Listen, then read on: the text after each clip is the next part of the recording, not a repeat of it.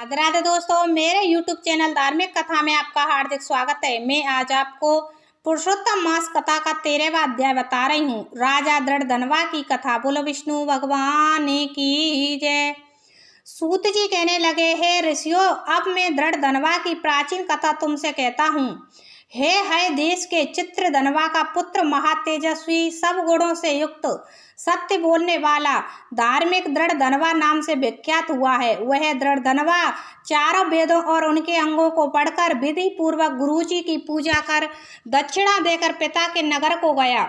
अब राजा चित्रधनवा अपने मन में विचार करने लगा कि स्त्री, घर, पुत्र आदि छोड़कर मुझको भी वन में जाकर हरि का भजन करना चाहिए। ऐसा मन में विचार कर समर्थ राजा दृढ़धनवा को सब राजपाट सौंपकर विरक्त हो पुलह ऋषि के आश्रम को चला गया। वहां जाकर तप करने लगा। कितने ही काल तक तप करके चित्रधनवा हरि के धाम को चला गया।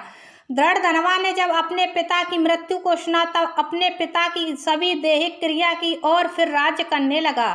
राजा दृढ़धनवा की गुण सुंदरी नाम की स्त्री थी। उसके 4 पुत्र हुए और चारुमती नाम की एक कन्या उत्पन्न हुई। उसके पुत्र चित्रवाहा, मणिमान और चित्रकुंडल नामों से विख्यात हुए। एक समय सोते हुए उस राजा के मन में यह विचार उत्पन्न हुआ कि मेरा यह सब वैभव किस पुण्य के प्रभाव से हुआ। ना मैंने कोई तप किया, ना दान किया, ना कुछ हवन किया। राजा के इसी विचार में सारी रात्रि व्यतीत हो गई। प्रातः ब्रह्म मुहूर्त में उठकर यथाविधि स्नान आदि करके उदय होते हुए सूर्य को अर्घ्य तथा ब्राह्मणों को दान आदि देकर वह राजा घोड़े पर चढ़कर शिकार के लिए वन में गया। वहां उसने शिकार किया तो उसके बाण से घायल होकर एक मृग दूसरे वन में भाग गया। घायल मृग के शरीर से गिरते हुए रुधिर के निशानों से राजा दृढ़धनवा भी उसके पीछे पीछे गया।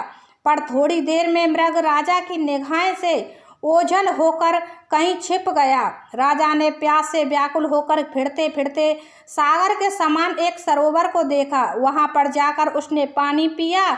वहीं उसने अत्यंत घनी छाया वाला वट का वृक्ष देखा। उसकी जटा में घोड़े को बांधकर राजा वहां पर बैठ गया।